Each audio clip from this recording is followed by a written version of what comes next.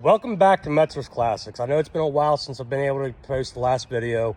Life's kind of gotten in the way a little bit here and there, but got two new cars here to add to the channel. One's going to be a permanent one. One's going to be for the Metzler's Classics side of the sale stuff. We're going to get into that one here in a minute, but let's introduce the 76 Chrysler Cordoba. Here is the 1976 Chrysler Cordoba, 400 big block car. Believe it or not, my dad actually found this on one of the pages that ran on Facebook. He found it in New York, paid a pretty good deal for it, and he ended up surprising me with it because he knows that the 1976 Cordoba is one of my favorite years of any Cordobas. The square body from 80 to 83 is my favorite, but the second to that is the 76 Chrysler Cordoba. It's got an old respray on it. It's like a dark forest metallic green. It's a very, very beautiful color. We're not going to get too deep into this car today, just to, so we can use this car for future videos. We're here working on with the 1951 Ford Custom. This car here, she's been around the block a little bit. Came out of Michigan quite a few years ago. Been sitting kind of dormant for, I'd say, probably last 6-7 years. Anywho, the paint's a little rough. It's definitely a rough respray. That whoever the previous owner was, I mean, it really wasn't that great of a respray. Definitely a lot of blemishes here and there, a lot of dead spots in the paint, but something you can definitely work with. Oh shoot, like I said, it is a 300. It's a 302 car. The chrome cleans up really nice on this car. There's no cancer whatsoever. There's no rust whatsoever I can find on this car anywhere. Underneath looks phenomenal. Inside the trunk looks phenomenal. Under the hood looks phenomenal. Here in the interior, definitely a custom interior. Very nice back seat. Doesn't even look like it's been sat in. Headliner's gone out of it, like they all are. It's got a brand new windshield that goes with the car. It's sitting there in the back seat, coming from the original owner. Got an aftermarket dash in it.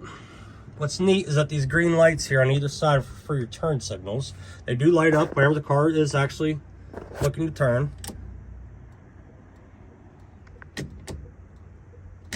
And the hazards on this Thunderbird column actually work with the dash.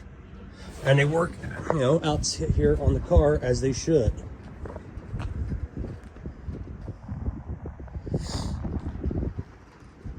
Excuse me, I've got a little bit of a head cold going on.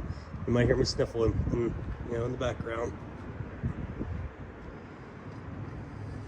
It does have electric fans on the car that are operated by a switch inside, so you can have them turn on, and they are on key power. So as soon as you kill the key, they die out. They will end up killing the car.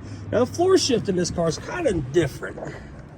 This one here has got your reverse neutral, your reverse lockout, like a lot of your console shift cars in the day do. It's actually a really nice setup. Oop. Come on, baby. There we go.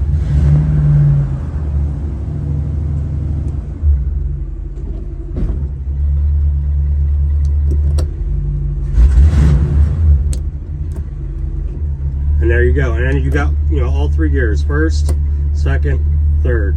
The only thing I don't like about it is you can go really easy back into second gear. That's the only thing I don't like about this particular shifter, that there's no lockout for second gear from drive. But hey, it's actually a pretty neat setup. Now, the air vents do actually work. Hood latch right here. Brake, I'm not quite sure if the brake actually works or not. I'm not going to test it, potentially break the car. Here's your fan switch. Her to kick on. Now, this has got a custom air unit on it. It does work. You go pretty much as hot as you want to cool as you want.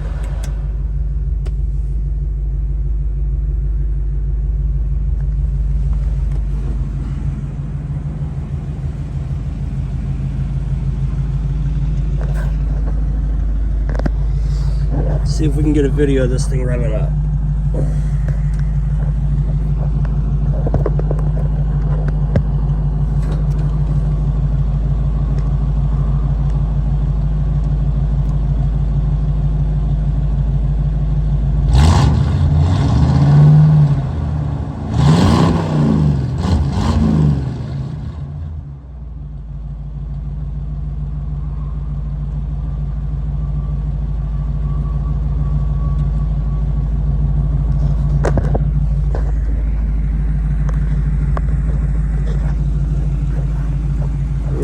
Now with this vehicle here, it's one of the consignment vehicles.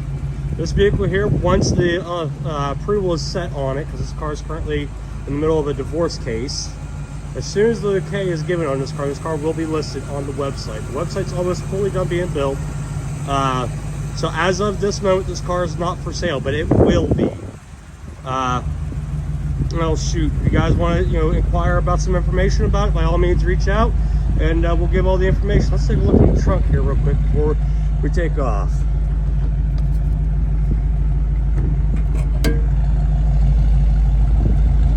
Once again, absolutely clean.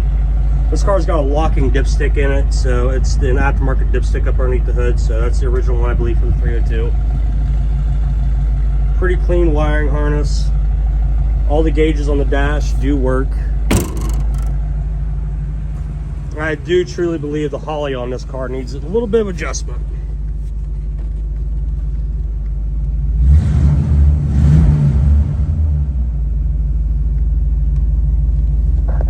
Let's flip on those fans.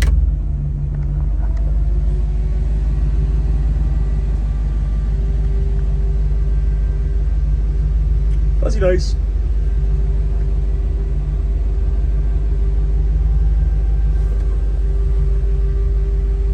Interior lights on both sides work.